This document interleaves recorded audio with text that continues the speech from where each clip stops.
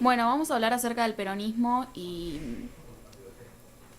sus características y todo el proceso económico, político y social durante los años que estuvo en el gobierno en la República Argentina.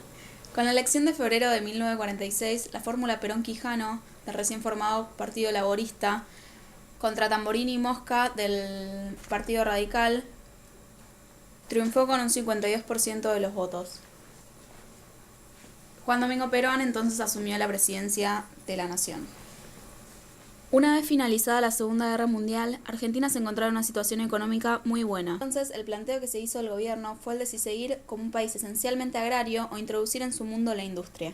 La Segunda Guerra Mundial y la crisis de los mercados contribuyeron a profundizar el proceso de ISI iniciado en la década anterior.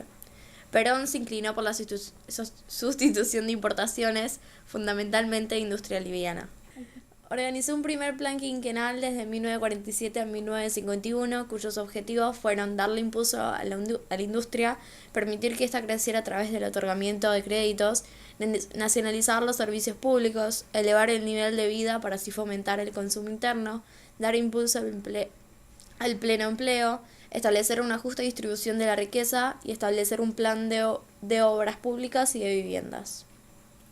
También se creó el Instituto Argentino para la Promoción del Intercambio, IAPI, con el fin de controlar el comercio exterior.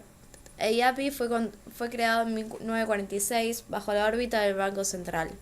Se lo concibió como un organismo que pudiera actuar frente a las coyunturas internacionales que se presentaran para maximizar los beneficios de la compra, venta, distribución y comercialización de productos. En el plano comercial se encargaba de comprar los cereales, carnes y derivados a los productores para luego exportarlos. El mecanismo contribuyó a quebrar la relación entre el precio internacional y el local de los bienes que se exportaban. Se nacionalizó el Banco Central, se declararon propiedad del Estado todas las riquezas del subsuelo y se dictaron leyes para protección y estímulo de la industria nacional. La política peronista se caracterizó por un fuerte impulso a la participación del Estado en la dirección y regulación de la economía. Así, la nacionalización de la economía y su control por el Estado fueron una de las claves de la nueva política económica. La otra tuvo que ver con los trabajadores, con el mantenimiento del empleo y con la elevación de su nivel de vida. Así, desde 1946 hasta el fin de la década, se produjo un fuerte crecimiento de la participación de los trabajadores en el ingreso y de las capacidades de consumo y de ahorro de los sectores populares a raíz de los aumentos de salarios. Entre 1945 y 1948, el incremento en los salarios reales fue de un 50%. Tanto los grupos populares como los grupos medios se vieron beneficiados.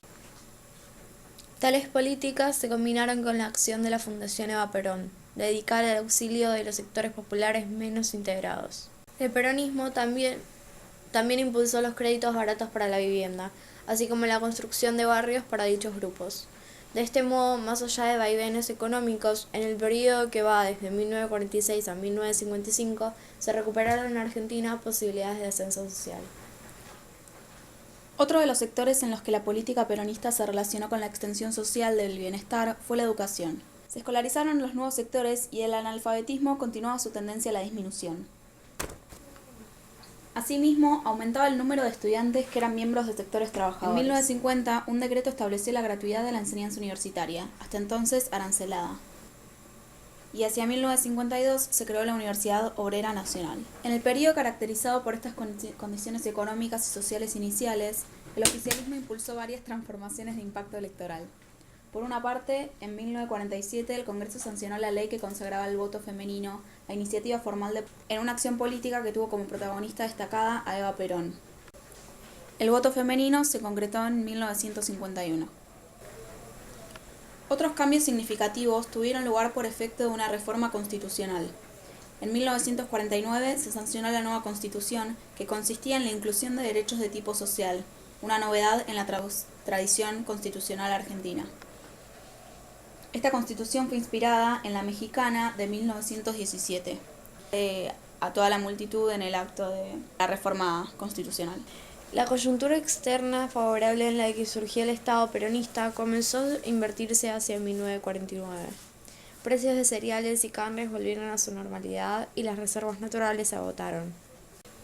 Los primeros signos de la crisis llevaron en 1949 a la caída de Miranda, el presidente del Banco Central, de IAPI y del Consejo Económico Social, siendo durante los últimos 3 años el conductor de la economía.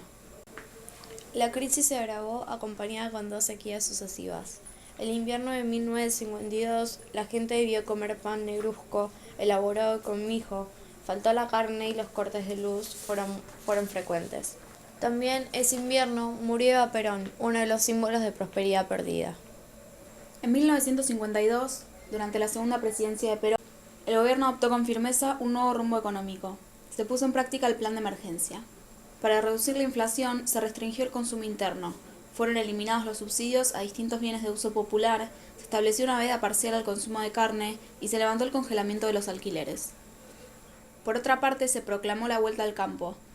Se dio una nueva prioridad a las empresas grandes y sobre todo a las industrias de bienes de capital.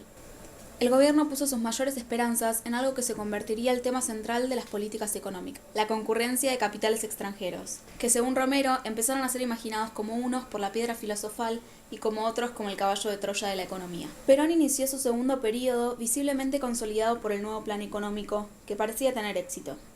Este comienzo de una apertura terminó bruscamente en abril de 1953. Durante una concentración, y mientras hablaba Perón, estallaron en Plaza de Mayo bombas colocadas por grupos opositores y murieron varias personas. La respuesta fue igual de violenta. Grupos peronistas incendiaron la Casa Radical, la Casa del Pueblo Socialista y el Jockey Club, el cual era un símbolo oligarca. La fundación del Partido Demócrata Cristiano marcó el comienzo entre Perón y la Iglesia, que rápidamente lleva a su caída. En 1954, el peronismo tomó decisiones que revelan los niveles de enfrentamiento. Se eliminaron los subsidios para los colegios católicos, el diario El Pueblo fue clausurado y varios sacerdotes terminaron en prisión.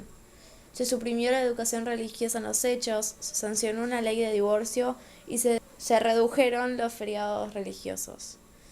Además, se consideraba llevar adelante una nueva reforma constitucional para establecer la separación entre el Estado y la Iglesia.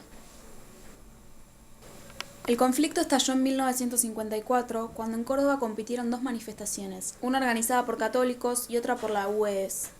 En 1955 estalló en Córdoba una sublevación militar que Eduardo Lonardi. Se da un nuevo golpe de Estado y Perón se refugió en la Embajada de Paraguay, y a lo que sería el comienzo de su largo exilio de casi 17 años. Lonardi asume como presidente provisorio de la nación. El peronismo conformó un movimiento político de excepción, aportando a la política argentina la llegada de la clase trabajadora y del voto femenino, por lo que la justicia social y el reparto equitativo de la riqueza fueron su bandera. Pero también hay que decir que la sociedad bajo su gobierno quedó profundamente dividida. Esto se mostró en los acontecimientos provocados por la Revolución Libertadora de 1955.